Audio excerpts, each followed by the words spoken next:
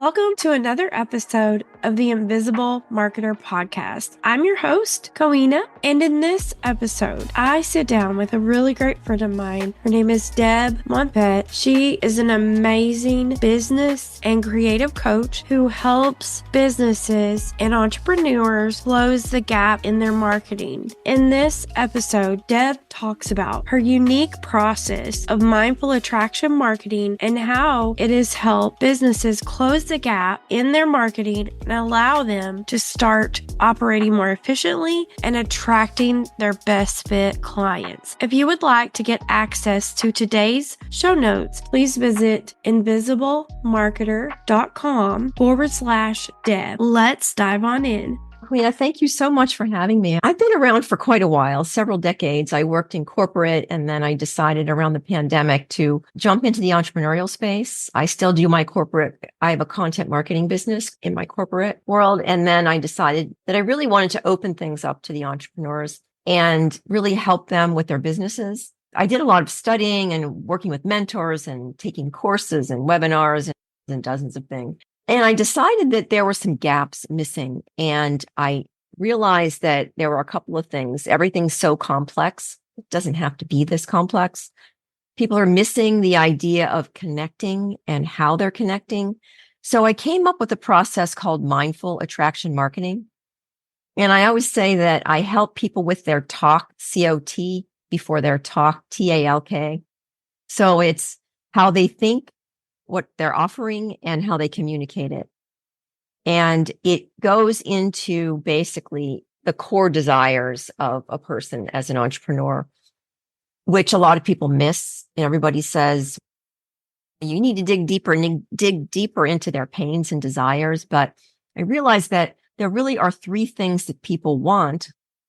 One is that as an entrepreneur, you want to grow, whether it's growing your impact or growing your income or growing in another way. Second, people want to feel like they belong, whether you're the entrepreneur or you're the client. Everybody wants to feel that they belong and they have connections to each other. And the third is mattering. And I've run across a lot of entrepreneurs that feel that they don't have enough value, or maybe they're not giving enough value. And that's not true, because everyone has something different to offer and give. And everyone should feel like they matter. And when they do, it's bringing their information into knowledge, into wisdom, and they're giving that, they're sharing that with people, and they really do matter. So those three things is what my whole process emphasizes. We all are different and we all add something to it. Some of our strategies may be similar, but we're unique. We're a unique person. One of the things about my podcast is I want to invite people here that have like superpowers and unique qualities about them and share that with everyone and share that with my audience and everything. Tell me about this quiz that you have. Now that has honestly intrigued me from the moment that I heard you talking about it. I worked on this for probably 6 months or more. I did a lot of research because I wanted to make sure that it was good and that it's like a self-discovery quiz. So it's not just giving you what you are, but it's helping you do something with it. Because what's the point of knowing that you're some sort of special character, but you don't know how to use it? That means nothing. I focused it on marketing. I'm actually a business coach / I do marketing, but what I do is more business oriented. It does fall into the marketing slot. But I called the quiz, "What's your number one marketing genius for attracting clients?" Because this quiz is really related to your strengths as a business person, which does fall into the personality and the personal world as well. But it's really geared toward the entrepreneur, basically. What it does, I realized from those three core entrepreneurial beliefs that they stem into three core elements that you need in your business. One is action. You need actionable items, and you need to be actionable in order to grow. Two, you need to create experiences in order to feel like people belong, because that's how, whether it's communities, whether it's Q&As, whether it's hot seats, whatever you're doing, you're interacting with people. And three is you're educating people so that they feel like they have enough value to give and that they matter. So it all interrelates to one another, like a tightrope effect. I love it. We are people even though we're business owners. And so knowing more about yourself, I feel like can help you so much in your business and know how to attract the type of client that you want to attract and really help you see where you need to improve to as well. Thank you. It's also the point of where your business really starts with you. So you're really the most important person in your business, not your customer. And everybody says your customer is, but you are, because if you don't know what your strengths are and you don't know what gives you joy and delight, you're going to fizzle when times go awry, and they will. Nobody's perfect, and nobody has a perfect succession in their business. There's always dips, and I don't care if you're making millions of dollars, there are always dips and valleys and hills and everything else. So you have to know that you're doing your best and you're actually working with your strengths in order to really make it work well. And then you carry those strengths throughout your business into your clients and customers, because they can feel that too, into your offers, into your signature process, into your content. So it relates into everything, but it simplifies it, because if you're working with those three: action, experiences, and education, you're all automatically dipping into people's core desires. That's so deep too. You're offering people a chance to really take this quiz, and it's free, and people can go and they can truly start discovering that. Have you dealt with any misconceptions or things that you thought was one way, but as you're going through your journey, you're discovering that I've been lied to? Is there anything that you found like that? A lot. And it's funny, even with the quiz, some people are right for your business and some people aren't. And I discovered that this is accidental, that I've run into people that say, I don't need to take the quiz. I already know what I am. Or they take the quiz and they say, I don't believe it. But I've gone through this with several people now, and they thought they were something different. But when they got into the details, because I go really deep into each of those three sections, they realized that they were something other than they thought they were. And so I just had a testimonial from a guy who thought he was a real kind of educator. He ended up being the creative, the spider. I put characters into these because I wanted to make them memorable and more fun, because you need more fun in your business. It's not so serious. So it's the core desires. It's the three pillars in your business. And then I added characters to make them come to life. So it's the cheetah, the spider, and the elephant. So the cheetah is the action taker and maker. So it's the action character. The spider is the creative mover and shaker, the creative experiential character. And the third is the elephant, the wise educator, which all deals with education. Now, this man thought that he was an educator, and he ended up being the spider. And so he wanted to test it out on his partner, and it works out really well with partners or teams. He thought his partner was the creative person. She ended up being the educator. So then they realized, because he thought maybe she was the action taker too. So she was split between both. But ends up she doesn't like to do all of the action, is also organized action. So neither of them like to do the organized action stuff like checklist and SOPs and stuff like that. So they ended up hiring someone internally that was doing some work for them. They gave her a promotion to be that person. So now they have the cheetah, spider, elephant. And he said it's changed the whole direction of their company. So it's completely different than what you may think. You are, but you have to be open to it. That is amazing that just taking that quiz set off a series of events that really just turned it around for them. Because without that quiz, they would not have known where they were struggling with. The quiz is just the first part. I took him through my free masterclass, and then it was a phase. It was phases. And the third, after the free masterclass, was a 2-day workshop. And that's where we dug in deep to what his business was about, what his likes were, his dislikes. We found gaps. And that's when I think your partner needs to take the quiz for you to determine your real gaps. And here, that's exactly what they found. I know you do so well in those master classes. Thank you. It's fun. It's fun to see where people that are open, it's fun to see where they go and what they are and what they can do with it. So there's a lot more into it. There's a ton more to it, but that's the basic elements of it.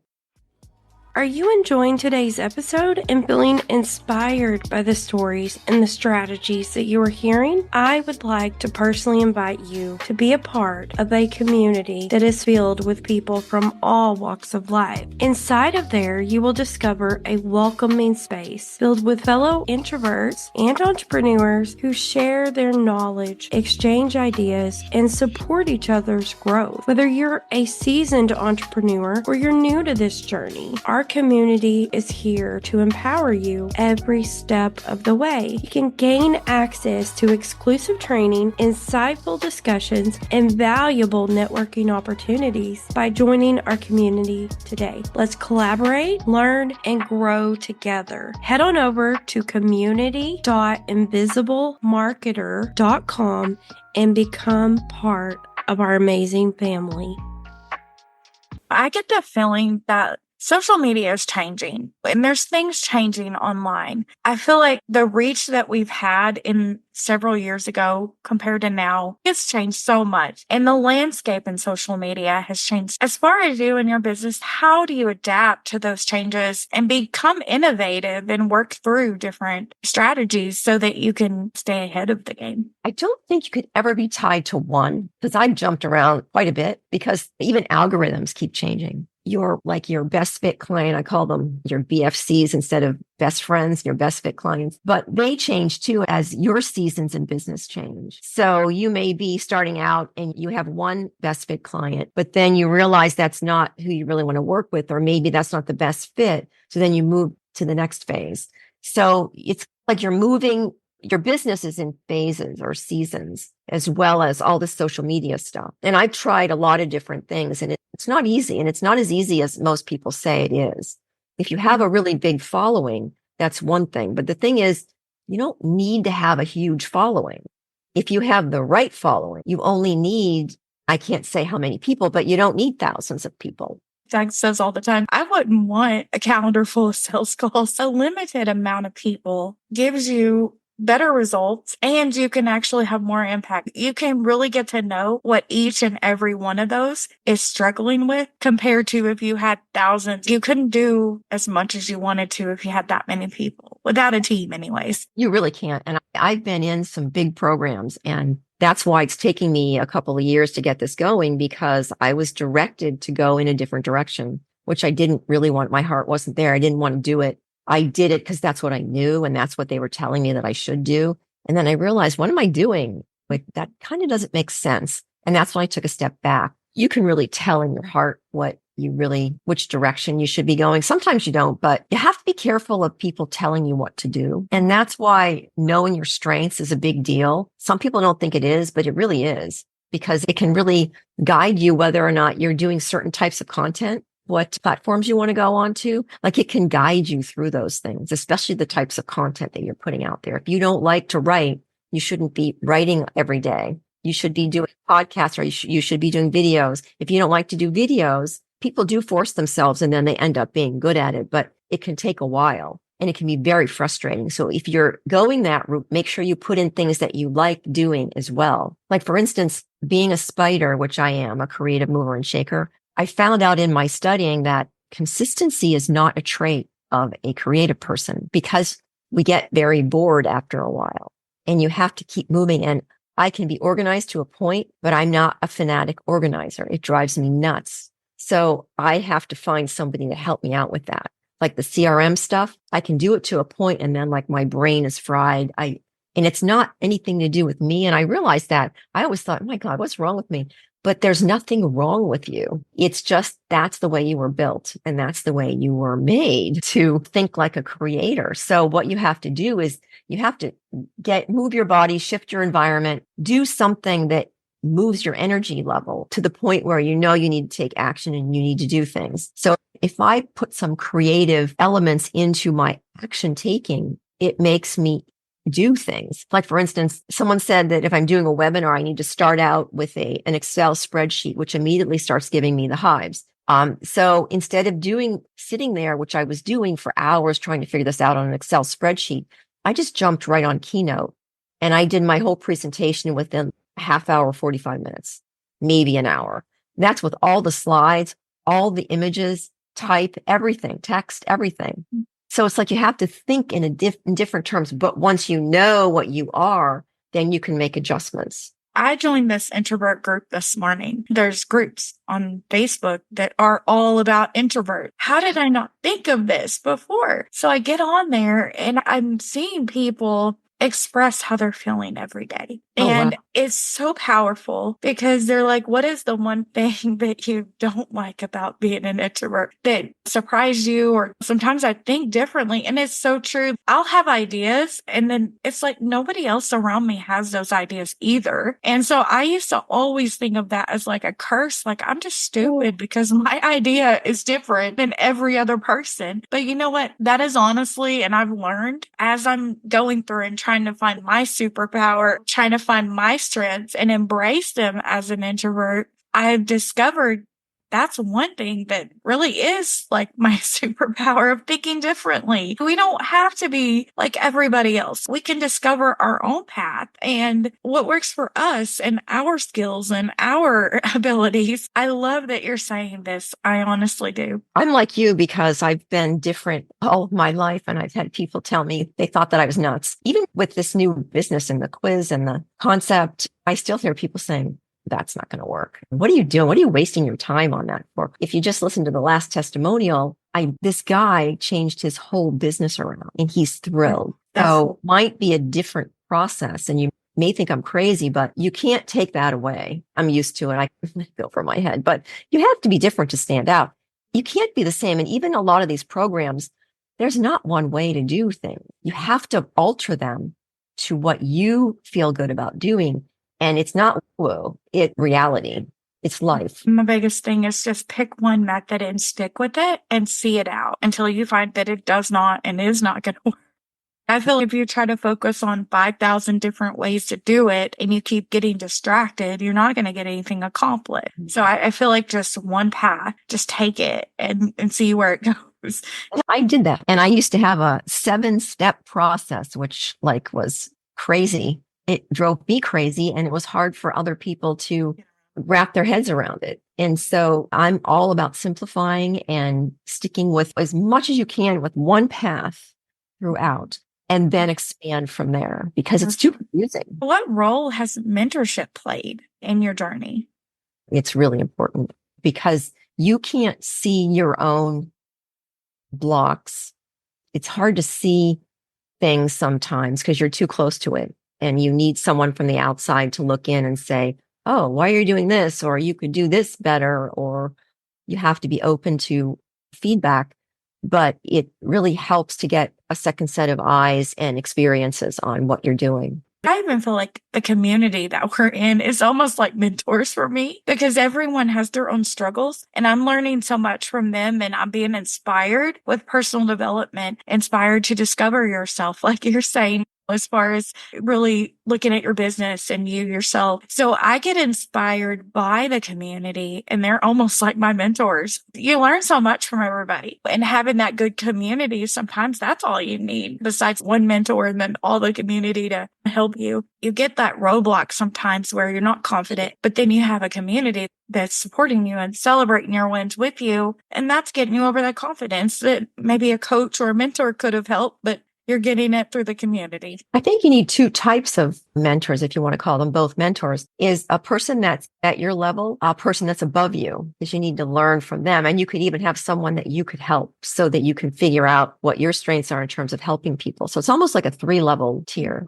I love that. And you can also kind of become their mentor and then make it to where you've proved that it works for someone that can help you with as far as getting testimonials. Then you can watch them grow and they watch you grow. And then the people above you watch you grow. There's so many definitions of success and what that means. What does success look like in your opinion? Like besides the financial metric? It's really a couple of things. What you're doing, if you feel good about it and you enjoy doing it, but people getting really good results and it's changing their business and lives. That's a big deal. I don't think it's just about metrics or how much money you make. There's so many things to success, how to measure that and everything. Because I think even people that are making millions and up, if they're not happy with what they're doing or satisfied with what they're doing and using their strengths, they're going to be lost and wondering why they're not happy. I feel like the world has this concept that success is the only thing that really matters is financial, or you see somebody that doesn't have a job anymore and all they do is spend time on their business or whatever. But I just feel like the conception of what success means to people. They look at that as like credibility. If you don't make a lot of money, then you're not credible. But I think it's slowly changing, but It should be necessarily the truth. There are a lot of people making a lot of money and they're not really helping. People aren't getting the results. They're paying 5 figures or more. Yeah. And they're not getting results for people. I don't see that as success personally. Really like deep-hearted, rounded success really to me means that you're really helping someone else succeed. That's me. Nothing lights me up more than knowing that I can help somebody, even if it's just to have a better day than they're already at. I just love it that to make people happy and actually live the fullest life that they can live. I definitely agree with you on that. Of course, you can't do anything without money, and the more money you have, the more you can help. But it can't be like the ultimate thing. I honestly am so thankful that you agreed to come and sit down with me and share this quiz. It is amazing. And to share what you do and the impact that you have on businesses and how you help them. Thank you. I really appreciate you having me. Where could people, if they wanted to connect with you, or maybe if they wanted to to take the quiz, like where can they find you at? My company is imattermarketing.com. IMATER marketing.com. That's my website. And if you want to take the quiz, you can go to imattermarketing.com/MAM quiz. And MAM stands for Mindful Attraction Marketing. Oh, awesome. Actually, I'm going to go over and take it. I don't know that I've ever took it. I've heard you talk about it a million times and I've really wanted to do that. So I'm going to go over there too myself and go take it. I think, just for the record, that I'm a spider. We will see. I will definitely keep you updated on that for sure. I'll tell you what I'll do is I have an interview series, and what I can do is I'd like to interview you. And then in the end of the interview, the last 5 minutes or so, we'll discuss what you were. So if anyone wants to follow that, and they can find out what you were, because otherwise they'll never know. Yes, definitely. I'm up for it. Count me in. Okay. So is there any thoughts that you have or that you would like to share to the audience? Whatever you're doing, think of it as being important, and really don't devalue yourself. And every day tell yourself, I matter. Thank you for listening to the Invisible Marketer podcast. I hope that you enjoyed the conversation with Deb around finding that gap in your marketing and how you can attract your best fit client. If you would like access to today's show notes, please visit invisiblemarketer.com/Deb. There you will also find a link to go take Deb's quiz, What is your number one marketing genius? And as always, keep tuning in to discover even more strategies that are tailored to using your superpower of being an introvert to go out and make an impact. I will see you next time.